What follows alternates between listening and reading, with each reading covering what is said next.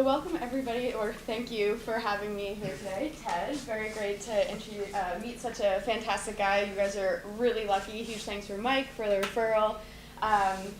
Just from sitting in this class and seeing what he's having you guys do, get up in front of the class and speak, pitch your ideas. This is the type of class that you're going to graduate and you're going to say, this is the closest real world experience that I've ever gotten. So I hope you guys really appreciate all the things that you're doing in class and all the great connections he's helping you make at a really young age. You're a huge step ahead of a lot of people that I meet who are, in the same boat. So I'm calling this little short talk, I wish something like that existed when I was your age, because this is the number one thing I hear people say to me when they learn about FindSpark, which is nice. So I know there's a lot of you, and I kind of got a feel for who's in the audience, but I'd love to just pick on a few people who would like to share their dream job, and then one professional hero. So who would like, and professional hero is someone who's alive. Do you have like somebody who's, yeah, good. My name is Jerome Hayden. My dream job would probably be, wait, are you talking about on the entrepreneurial side? Or? Yep, whatever you want to do for a career. So dream as career. A career? I guess a financial advisor for like a big sports team, preferably basketball. My professional hero would have to be Michael Jordan. Okay, great. Yeah. My name is Dimitri, and my dream job, I would call it being a serial entrepreneur like Ted, where you see an opportunity and you create a business around that and then move on to like another one. And my professional hero is Richard Branson. Great. My name is Kadeem, and my dream job is to be a TV show host like Anthony Bourdain to get paid to travel and eat on the travel. So you're a professional hero, Anthony Yeah. Bourdain? Great. What, one more maybe? One more? Someone else, I'm sure? Anyone? I'm going to pick on you. Yeah. My name is Lexania Vasquez. My dream job would be literally to own a bunch of businesses in different markets. Because I like different things, so it would be travel, music, or fashion. My professional hero would have to be Donatella. I love her. So. Great. And so I like to start out by asking these questions because as you're about to get closer and closer to graduation and out into the real world, I think, one, it's really important to be able to verbalize your dream job, or maybe not what you think you'll be doing in 10 years, but what you think your next step should be, or what you'd like your next step to be, because you want to make it easy for people to help you. And so if you're able to say to someone, I want to work at X company, I might say, oh, I actually, know someone who works for the Knicks, maybe I can connect you. And that's the thing you hope will happen. So it's good to practice saying those sort of things out loud. So a little bit about FindSpark. As Ted said, we're the largest meetup for interns and recent grads in the country. So have any of you heard of meetup.com by any chance? Okay, great. So if you haven't and you haven't joined it, I highly recommend doing so. It's a great place to meet people offline who have similar interests. So we actually just started as a meetup, and we have recruiters and professionals from all sorts of really great companies come in and speak to people like you to share their insights, share how they got from point A to point B, and make connections. We do social and educational events all year round, like as Mike mentioned, mixers, workshops, conferences. And we also just launched a premium membership program where we create in-depth career content, priority career advice and support, discounts to all our events, and that sort of thing. So starting off with my story, began with confusion, which I think most college students may experience at some point in their college life. So I ended up going to Hofstra on Long Island because it had every major I had ever considered, which included teaching, jewelry design, and marketing. And I ended up doing a major that I had not even considered, which was graphic design. I also did a lot of internships. So how many of you have had an internship? Okay. So I'd highly recommend internships and part-time jobs, and basically situations where you can test things out and see what you like. Because most people will change their direction many times in their career, and especially as you're starting out as a college student, switching majors and that sort of thing. So for instance, for me, this was a picture of me in Williamsburg, Brooklyn, and a couple of things that I worked on at my first two internships. I thought I wanted to do graphic design for bands, And then I realized that the music industry is not for me. It's a very special place that I just decided I didn't want to have a career in. So this was great because the internships, I learned a lot, and I was able to check something off the list. So that's a huge benefit of internships, is not only to get experience in something you think you want to do, but to also figure out what you don't want to do. And it also goes beyond just the whole industry and career path, but even further into what sort of company do I want to work at. At a record label or a music where I interned at these 2 internships, they were very small, very kind of cliquey environments, and that was another thing I realized, I don't really like that type of environment, and so then I was able to try out different things after that. So one thing that really launched where I am now is taking action while I was still in school.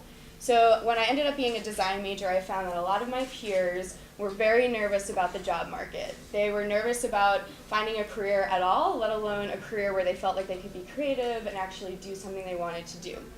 And so throughout my experience in my internships, I started meeting a lot of people who were doing what they wanted to do, and I also knew a handful of alumni who went to my school, and I thought, let me bring together a panel of people who will prove to my classmates that you can actually do what you love. It's really hard, it's a lot of hard work, and it's a very competitive market, especially being in New York City. But it is possible if you have the right network of people. And we had an event called Not All Artists Are Starving, a night of networking, and that was sort of the beginning of what would become ultimately Find Spark. So also throughout college, at the forcing of some of my great professors, which, when your professors are forcing you to do certain things, I swear it's for a reason. So for instance, I had a professor who, knowing how badly I wanted an internship at Time Out New York magazine, have any of you guys heard of that magazine? Right, it's great.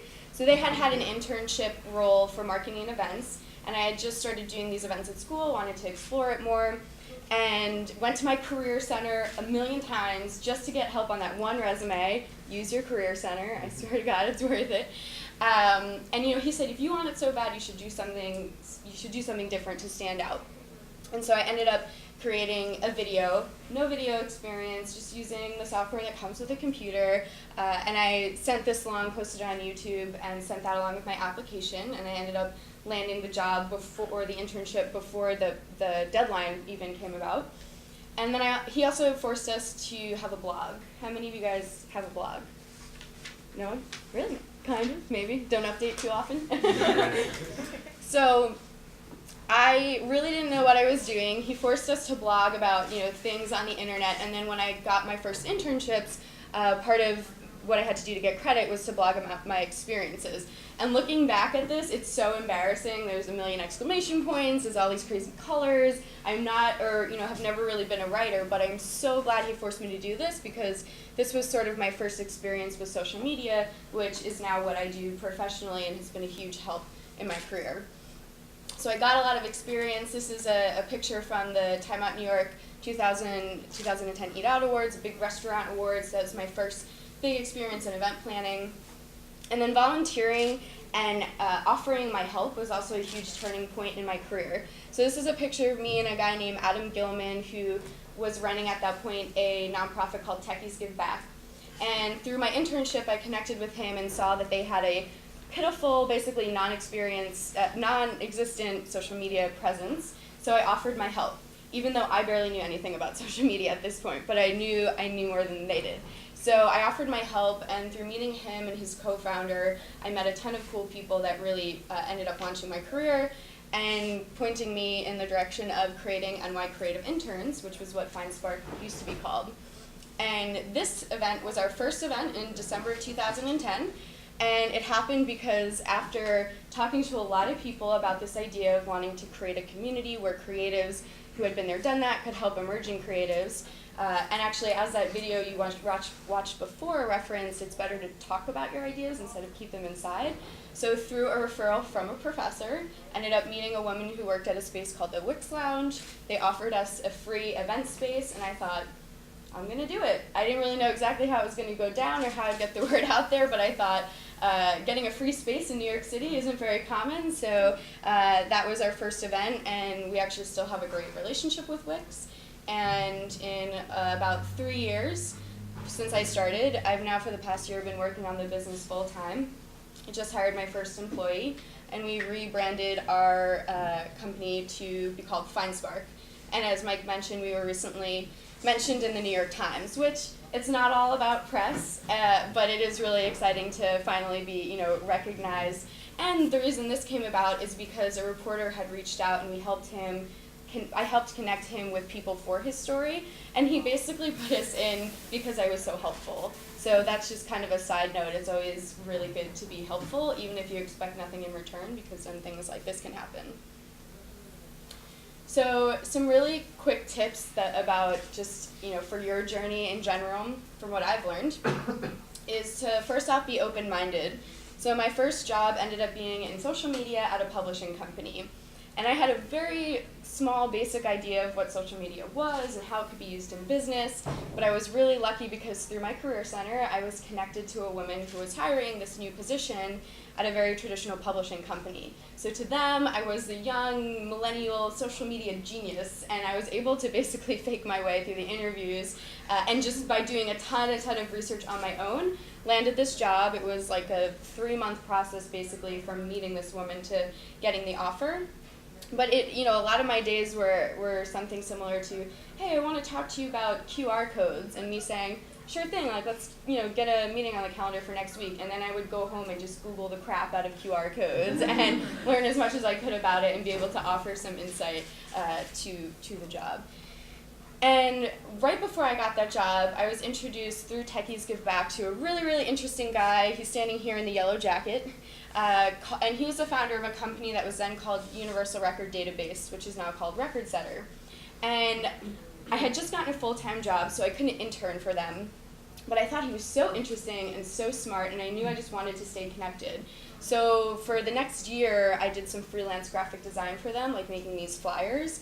And I ended up getting my first job with them, or I ended up getting a job with them a year after I had been at the publishing company.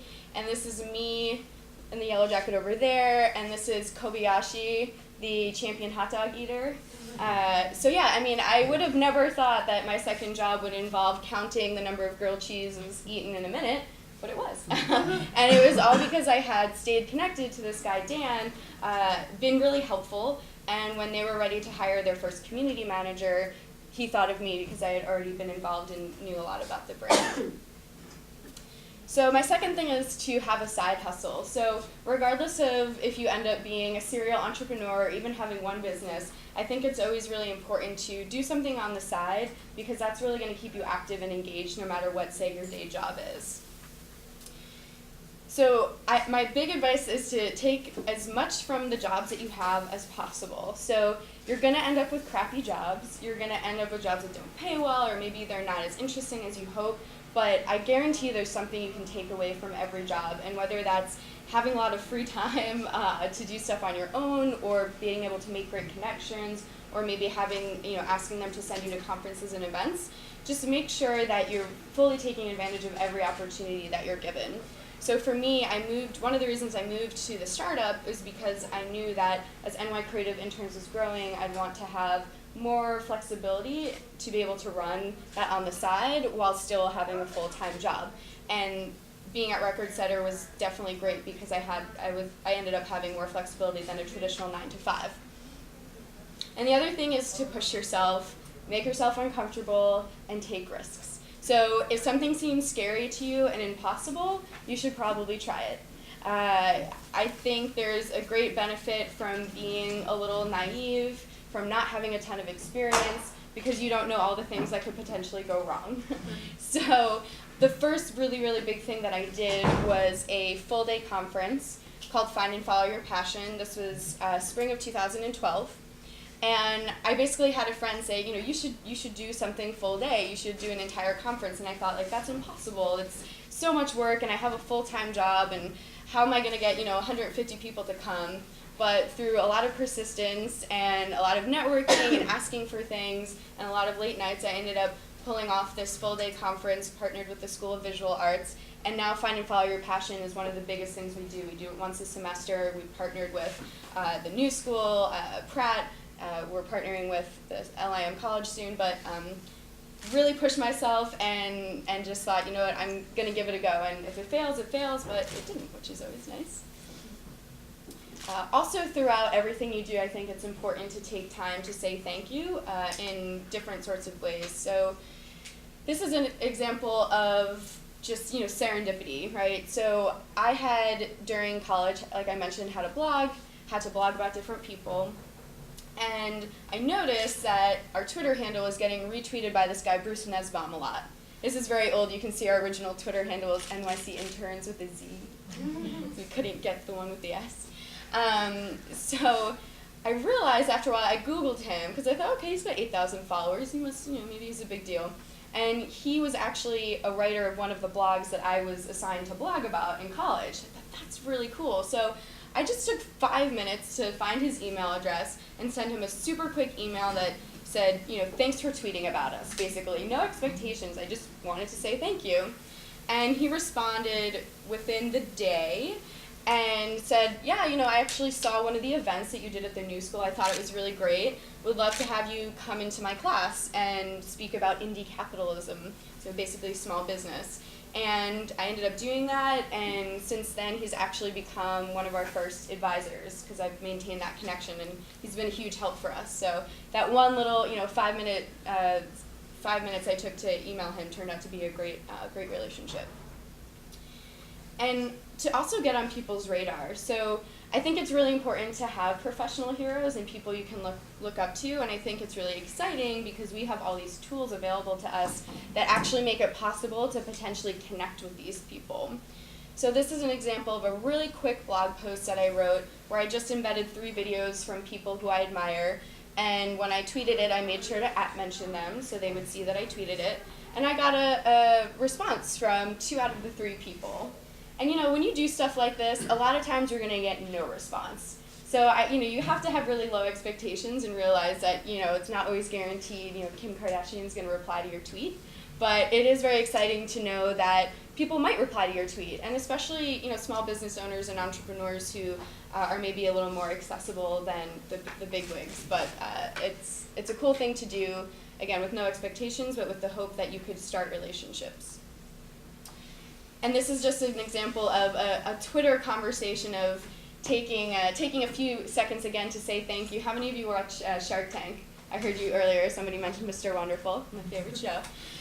So I was watching Shark Tank and I just thought, Alexis Ohanian would be a great judge on Shark Tank. How many of you have heard of Reddit, the website Reddit?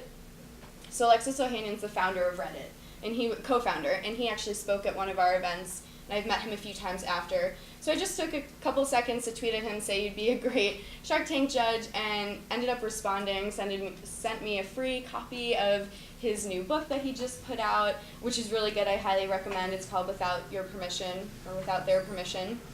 And then I got an invite to his book launch party, all through Twitter. Again, I didn't expect him to respond, but he did, and that's really exciting. So hopefully you'll start to make all these connections, starting with your professors. I'm telling you, your professors are amazing. They're doing real things outside of school, so make sure you take the time to connect with them. But professors, people you intern with, work with, your colleagues or your peers are going to be great connections.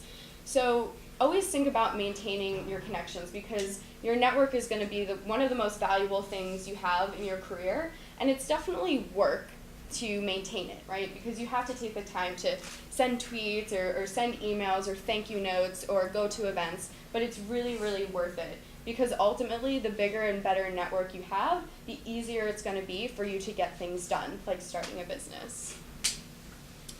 So this is a very applicable tip you can go home and use right away. How many of you are on LinkedIn? I think most people, right? Okay, so if you're not, my homework to you is to go on LinkedIn. So can I give homework to you? Is that okay? The homework is to get a LinkedIn profile. And my number 1 LinkedIn tip is to always send a custom LinkedIn invite. So by default, there's a message that just says, I'd like to add you to my professional network. So as you're starting out, you'll hopefully meet lots of cool people and you'll connect with them. But you do have to be realistic and keep in mind that higher up people are probably very busy and they meet a lot of people. So just taking the 2 seconds to customize your message makes a big difference. And all you have to do is remind them about how you met. So saying, hey Emily, it was great to hear you speak at our class today. Looking forward to staying in touch. Maybe if you spoke about something specific, you can mention that. But you're going to get a much higher return rate if you do this, as opposed to just sending that custom message. And generic message. And side note on that, don't add people from the recommended section, and don't add people from your mobile phone, because then it doesn't allow you to send a custom message that way. So after I do these talks, I get a lot of people who send me 2 messages. You can tell, like, one from their phone and one from online. They say, "Oh, I'm so sorry, I didn't mean to, send the generic thing." So yeah, don't send from your phone. Just wait till you're home at the computer. And so really, with all this networking and social media talk, what I'm talking about is the importance of getting referred. Because there's going to be a lot of opportunities that you can get through, say, a normal online job board, or like, New York Creative or FindSpark has a job board, normal application process. But things are much easier when there are real people behind the screen who can help you and you know them. And it's much easier to get things done again when you're referred by people than it is to just apply or ask for things cold. So I like to have people set goals after my talk, so, on the topics of social media and networking. So maybe some brave people, after we do Q&A, can think about a goal they can set for themselves in the next month that's quantifiable, so having to do with numbers. So you can't just say, get better at the internet. It's got to be, maybe join LinkedIn or add 10 connections.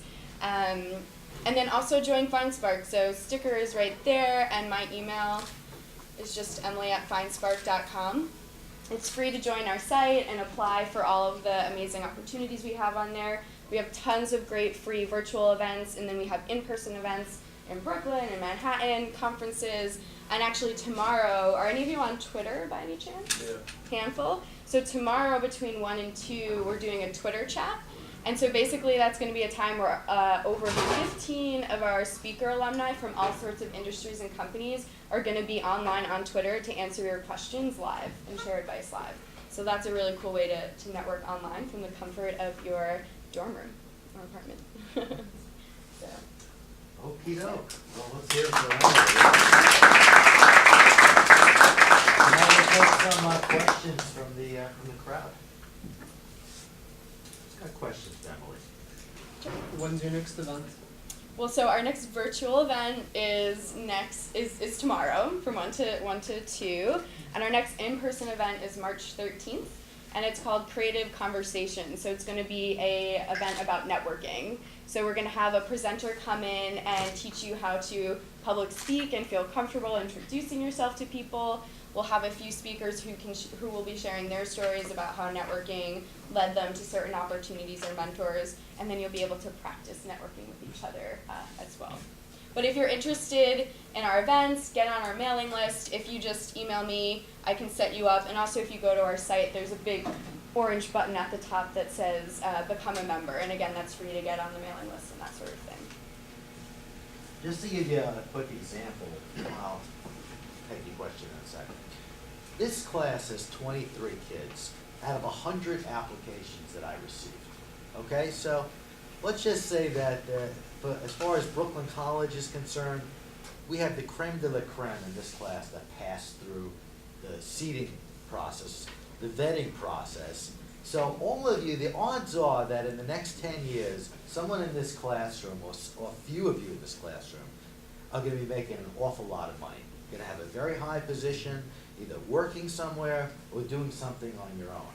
So the best advice that she gave you here today, okay, is to network amongst yourselves, okay? Because for better or worse, by the end of these 14 weeks, everybody's going to get to know each other pretty close on all the trips and all the speaking and all the selling days and where we're going to go. So the best thing to do is to network amongst your fellow students. So when you need something, or you heard someone's speech, or you felt that that person could help your business out, or your professional career, you're going to email them or hit them up on Facebook. Hey, remember me from the entrepreneur program? You want to work with me on something?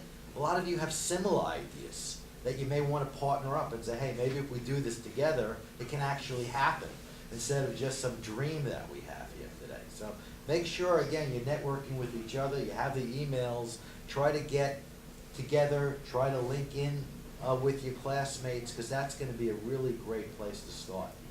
Okay, last question for Emily. So is this something you're doing currently just in New York, or do you plan on go internationally or? That's a great question. So right now our events, our in-person events, are focused all in like the New York, Manhattan, Brooklyn area. But the really cool thing is we have a really broad community, not only from across the U.S., but also internationally, because of course I'm biased, but I think that everyone wants to work in New York City at some point. So that's why we started to provide more online tools, online events, so that people who are interested in coming here eventually can get their foot in the door by meeting people virtually. So that's what we're doing right now with people outside of, say, the local area, but eventually we do plan to expand in some way to involve people in different markets and different areas. Your virtual events, you have to actually go on the website, and is it kind of like streaming and you? Yeah, great question. So I spent a long time looking into different services. We found a pretty good one called AnyMeeting. It's really cool. So it'll be me leading the workshop, so you see my face. But then the great thing about it is that there's a chat on the side, and everyone can chat with each other, and then you can ask questions live. So again, we really focus on and stress what Ted just said. You know, this isn't just for you to hear from me, but it's for you guys to meet each other. Because obviously, if you're going to the same event as someone, you have something in common. So yeah, that's what it looks like. So it's a virtual video, and then it's also a live chat at the same time. Okay, last question? So what would you, what's like a big no-no in trying to like network with people? Good question. So let's see. I actually, somebody asked me this recently, and I think off the top of my head, I would say talking too much, right? So networking is a lot about listening.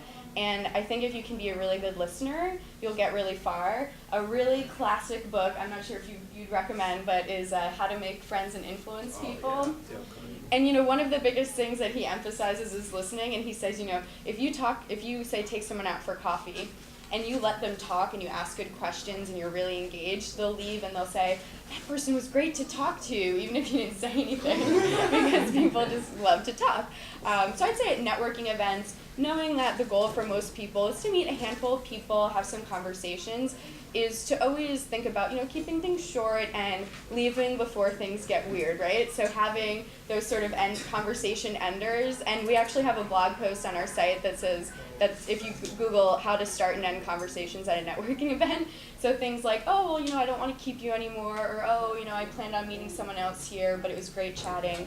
But you know, I think keeping things short and sweet at a networking event is good. And then if you have a really good conversation or feel a great connection, you can always then reach out and say, let's get coffee, or let's go to another event together.